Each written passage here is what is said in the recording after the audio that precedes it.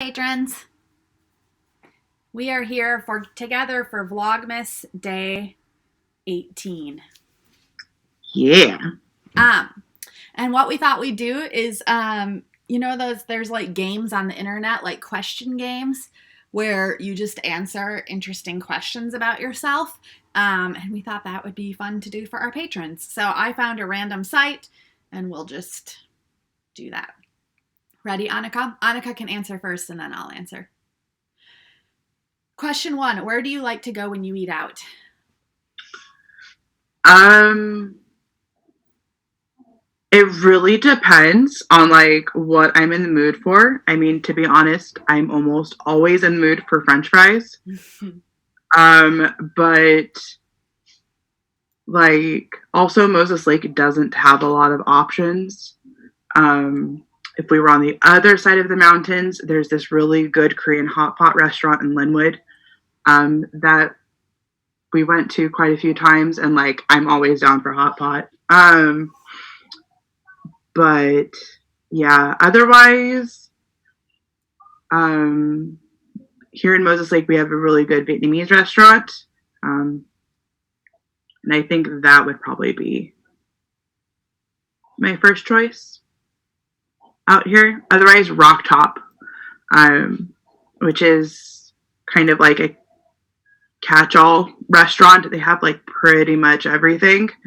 Um, they have a bunch of really good specialty salads, and they also have deep fried cheese curds, like fresh cheese curds, and they're amazing. And now I'm hungry just thinking about it. So There's a place down the street from me that has really good cheese curds. It's our neighborhood brew pub called Pat's Tap. But it's really loud, but we could go sometime when you're here when it's less busy and in the afternoon, and I might have to get you cheese curds from there ooh, because they're I'm delicious. always down for cheese curds. Um, I'm always down for food. So I think for me, where I like to go when I eat out, it has less to do with type of food and more to do with environment. Like, I like to, when I enjoy a meal with someone, I like to be able to talk, and I hate it when it's too loud and crowded. Like, that's just too much.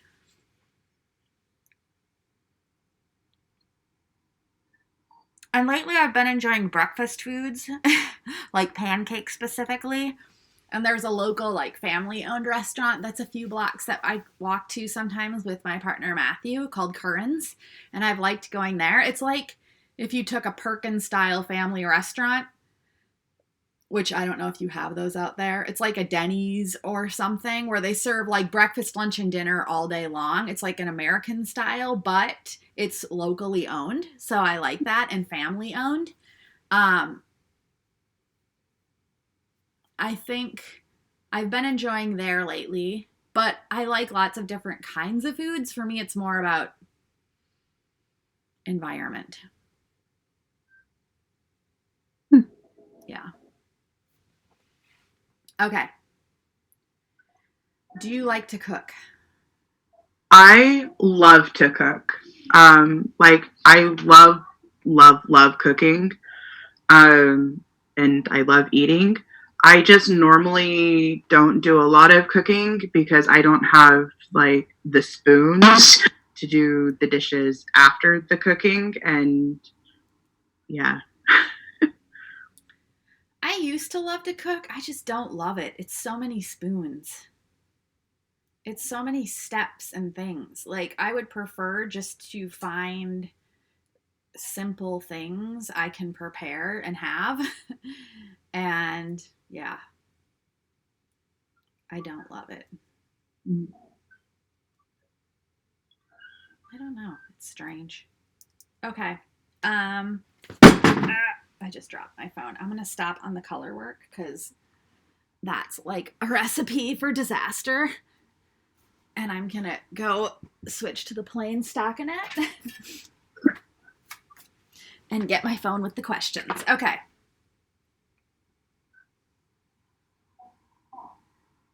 Could you live without the internet? No. Me either. Well, I don't feel a moral qualm about that at all. I don't either. Yeah. Most memorable birthday. Um,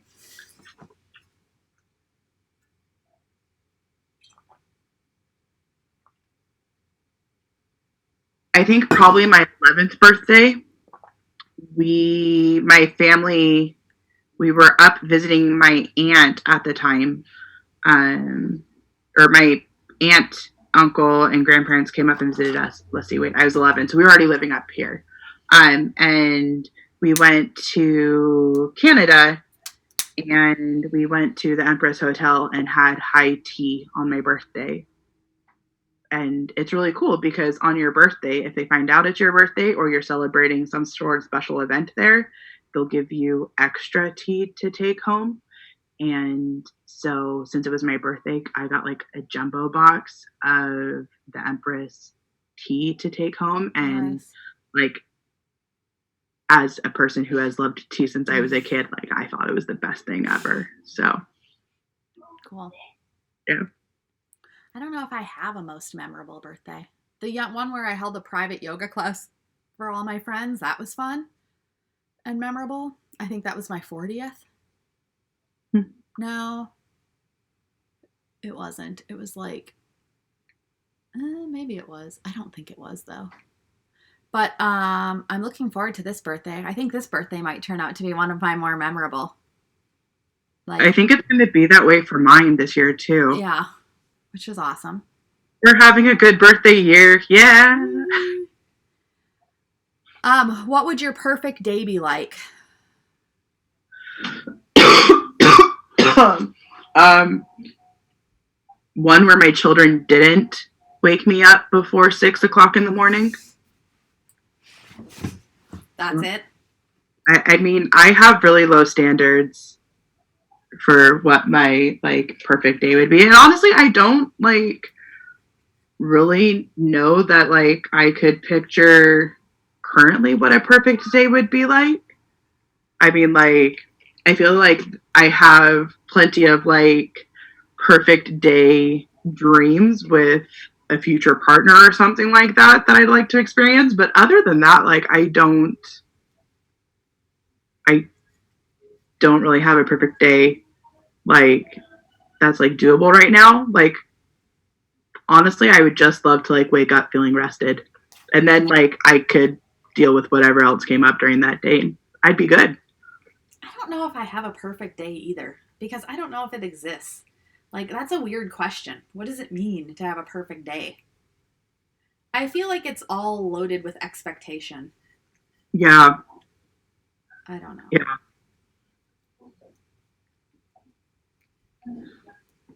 Yeah. So I'm not going to answer that one either. Um, what's on your bucket list? Mm. I have quite a few things on my bucket list. So things on my bucket list, I want to learn 10 languages and be able to speak them fluently and read them fluently. Um, I want to try skydiving. Um, When you do skydiving, you should do it somewhere at a lower elevation, just so you know, than where you are. Because what's the elevation where you are? we're at sea level. Oh, really? Yeah. I thought you were higher elevation. Okay, never mind. No, we're sea level. Okay. Yeah, because Moses Lake is a valley. I don't think Moses Lake even offers skydiving. Like, we'd have to go back across the mountains to like Snohomish or Monroe, which is also sea level. Yeah, let's see. Other things that are on my bucket list. I want to drive across Route 66 and visit like the I little want stops to there. too. You should do I that. want to go to Spain and eat paella on the waterfront and like go to the Pablo Picasso Museum in Barcelona, because Pablo Picasso is one of my favorite artists. And yeah, I mean, like, most of my other things on my bucket list are like visiting like museums and stuff like that. Like, nothing horribly exciting. So Yeah.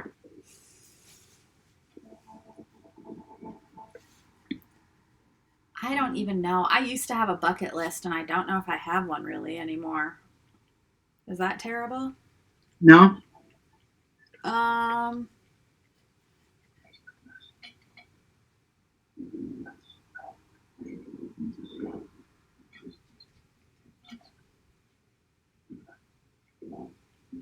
I I would like to see a baby born because I've never seen that. Hmm.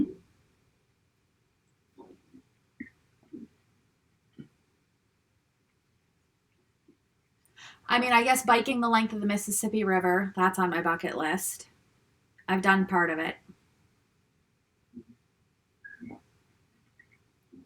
And I have to resume biking. Might be helpful for that goal, yeah. Yeah, which I will. I'll get to. I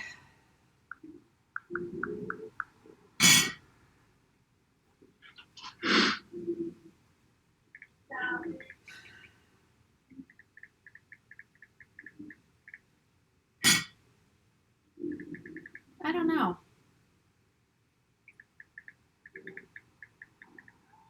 I think that's it. I don't have a lot on my bucket list. Okay, next question. Do you have any trips coming up? I have trips coming up next month. I'm coming to see you. Yep. Which you know, because we're gonna have to record a lot of our adventures to share for our patrons, even though it's not like Vlogmas or just as extra content. We should share a lot. Mm-hmm. That would be fun. Yes. I pardon me. I'm coming to see you next month, and then my sister is getting married in July in Maine, and I am in charge of the decorations and flowers for her wedding. So I'm going to Maine in July, which I'm really excited about. Are you flying there? Yeah, flying. It's going to be the year of flights for Annika. And let's see. I'll probably end up going down to either California or Texas for Christmas next year, depending on who's hosting. So, cool.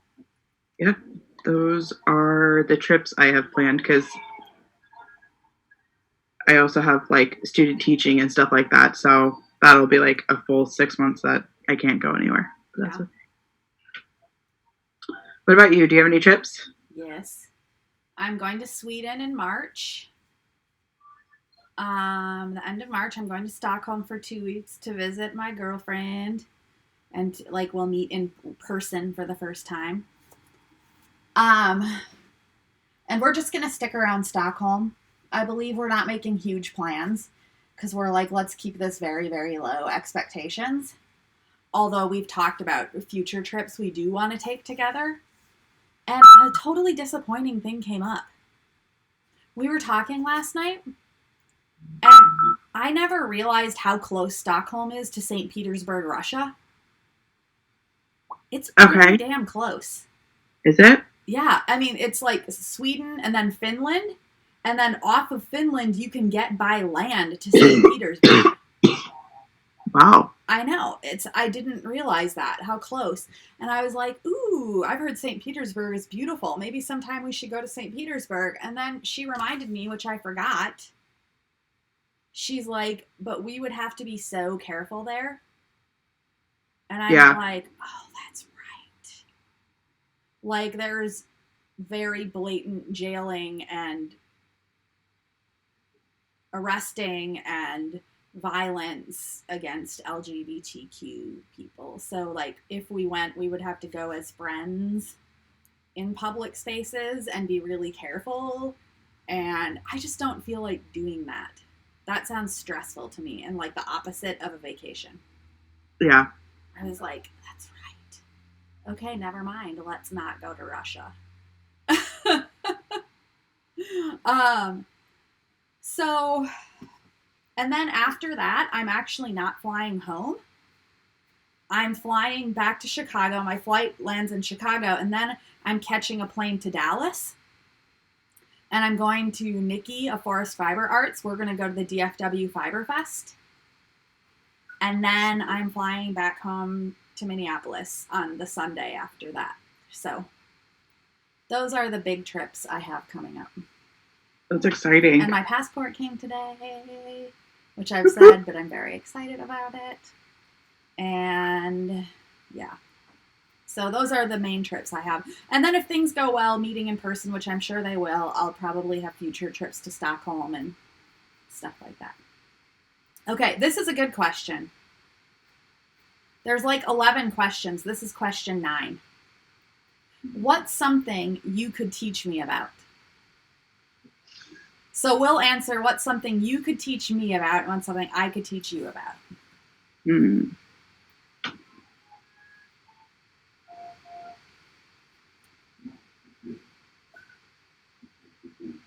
I mean, like, intellectually, I could teach you about, like, I mean, like, I'd probably make a special exception for you. But in case people don't know, I am, like, absolutely terrible with teaching adults because there's just, like, this part in my brain that's like, they're adults.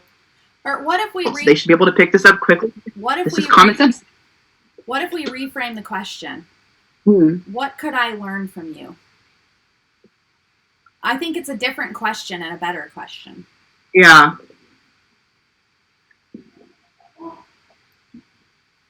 That is a completely different question.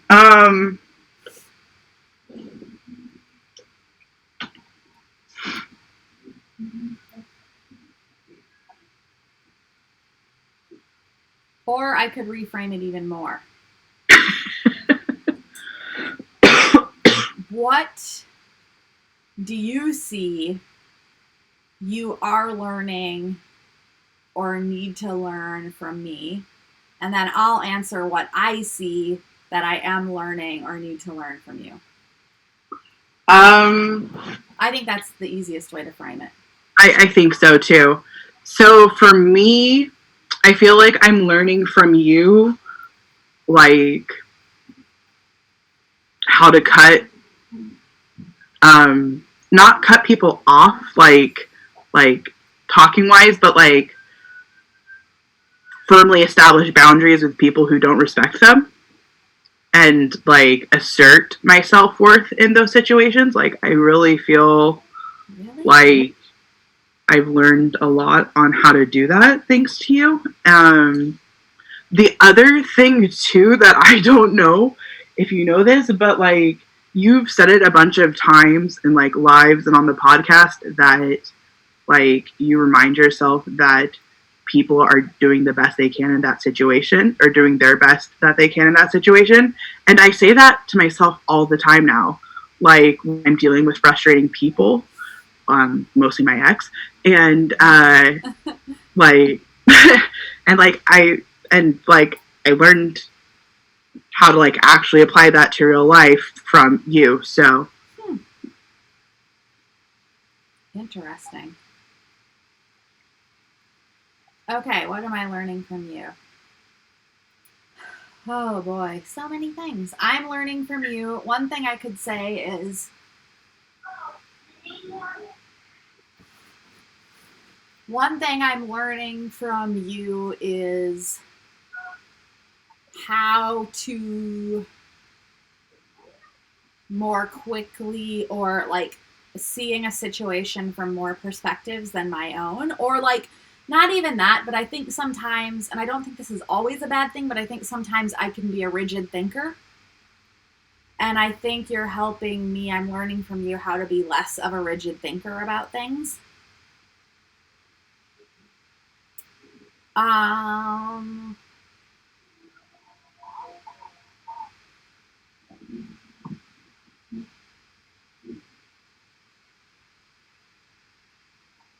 I think I'm learning from you, and maybe from the experience of our friendship, like how to do friendship in a healthier way, where we like acknowledge if we disappoint each other, acknowledge all of that, but it like doesn't have to destroy everything. Yeah. Which I don't think I've really experienced in a friendship. I think you teach me like every single day what like living in long-term recovery looks like. And I'm learning about that. And it's like uber helpful.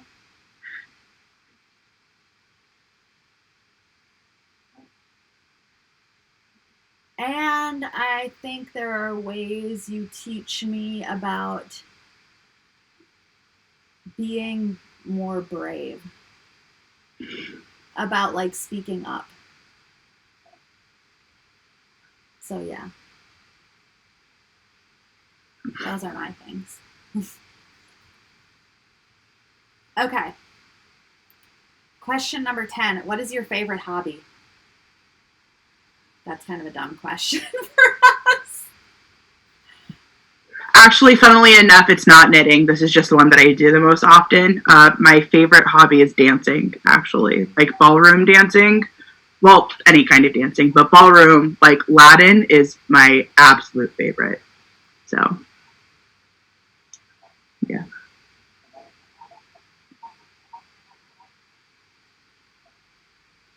Some of these questions are dumb. So I'm skipping them because there's more than that. Mm. They're good, like, first date questions. Like, I would actually enjoy being asked these questions on a first date. Yeah. I have. Okay, this is a good one. What is the first thing you notice about a person?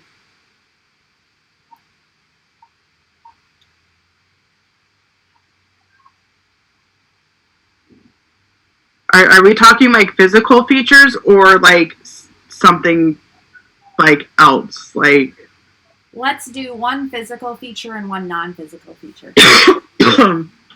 okay. So this might be kind of weird, but I always look at a person's ears. Like that is the first feature that I will notice about someone, just because like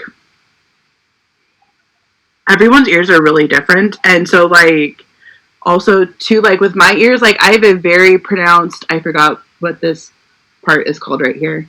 It's gonna bother me, but that's okay. But Eric doesn't have one at all, and so Tobin has this part right here, but Linnea doesn't. And then also too, like something that I've really noticed by watching like a bunch of K dramas and also by watching a bunch of telenovelas too, because like I love them. People's ears are really interesting to me. I don't know. Just I people's ears are the first things that I notice. Or will take notice of when meeting new people or just being out and about. But yeah, also I guess too, like a non-physical feature, um, like something that like I notice first with people is how they treat staff of places that we go. Like, are they kind? Are they considerate? Are they treating the staff like human beings, or they be like, "Oh, good, you're here to serve me," and like no manners? And yeah. I think we'll do one more question after this one and then be good. Mine is I think the first physical feature I notice is either a hair or eyes. And I think, well, actually, the first physical feature I notice about a person, outward thing, is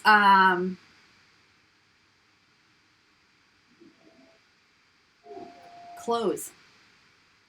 But not like brand names, like sense of style. Yeah. And I think the first non physical thing I notice is, and this is more, I think, an intuitive thing. If they're someone who is like resting in themselves or trying to project something. I don't know. It's hard to explain. Anyway. Okay, what is a challenge you think, this is the last question, what is a challenge you think the next generation will face?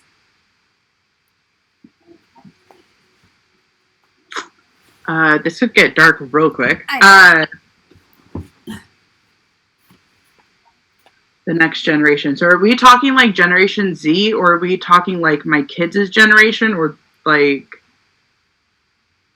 what generation are we talking about? I don't know. Let's say your kids' generation. My kids' generation. So in case our viewers, our lovely patrons don't know, my kids are 7 and 8 currently.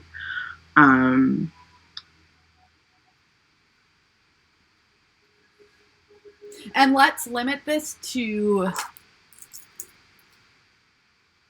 children in the United States. Yeah.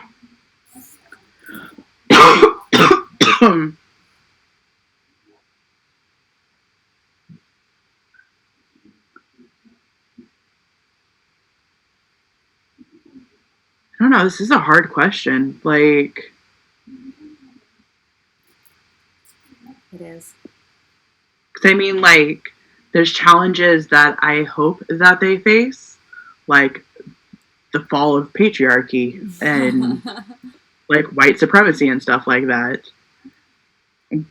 But I mean, like, I feel like realistically at the moment, like, it's more likely that they will face like a capitalistic, post-apocalyptic, like wasteland and whatnot. And I don't know, that thought just kind of terrifies me. But personally, I think specifically that like their generation will probably face more conflict with gender norms and hopefully the fall of Gender. like gender binary in general. Yeah.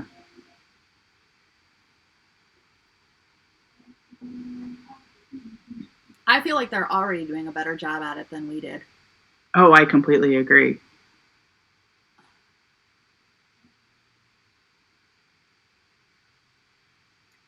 I think a challenge they're going to face that I think every generation has faced, but I feel like it's really extreme right now, is like dualistic thinking. Like we seem to be in a very either or world right now. And I think like gender fits into that, but I think there's lots of other ways too, but I think that's really dangerous and can be scary. Yeah, I agree. That's our questions. If you have other questions you want to ask us, you can comment, patrons. And so look forward to more extra content in January when Annika's here. Like things we're going to do that would be fun to record is we're going to go to my Goodwill by the pound together. I'm so excited. What else are we going to do? Hang out and knit, obviously. Spin. We're not going to the Mall of America. We're not going to the Mall of America because we both got our boots. And we both got our boots. Mine were on sale, and we didn't have to go to the Mall of America to get them. Like, it's just an all, like, over win-win situation, if we're honest. So, yeah, I'm really happy. It's going to be awesome. Yeah. Matthew suggested going out for custard. I really want to do that while I'm there. Okay. And honestly, like, as long as there's, like, food and yarn activities involved, like, I'm really good all around. We'll go get custard. We'll go get cheese curds. Yeah. Yeah. Okay. Bye, patrons. Bye, patrons. Tomorrow.